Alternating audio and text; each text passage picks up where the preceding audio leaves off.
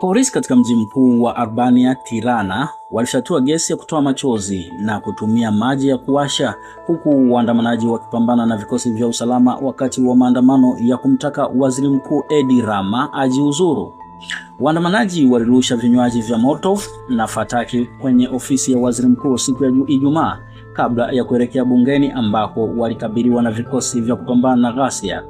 Mapigano makali yalidumu kwa takribani saa 2 katika mitaa inayozunguka bunge hilo, kwa mujibu wa mwandishi wa habari wa shirika la AFP ambaye alikuwa kwenye eneo la vurugu.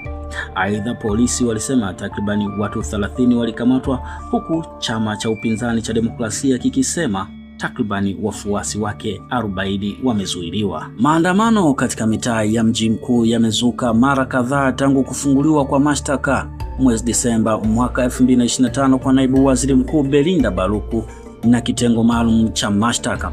Aidha, Baluku, mshirika wa karibu wa Rama, alisimamishwa kazi kutokana na kashfa ya ufisadi ambayo sasa inachunguzwa.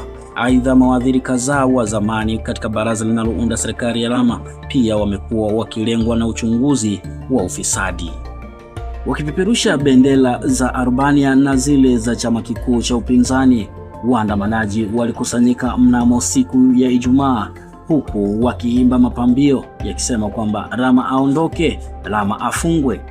Aidha, kwa kumnukuu mwenyekiti wa chama kikuu cha upinzani Sali Berisha, aliweza kunukuliwa akisema kwamba tutaiokoa Albania kutoka kwenye mikono ya Edi Rama ambaye anaitumbukiza nchi katika umaskini na ufisadi uliokithiri.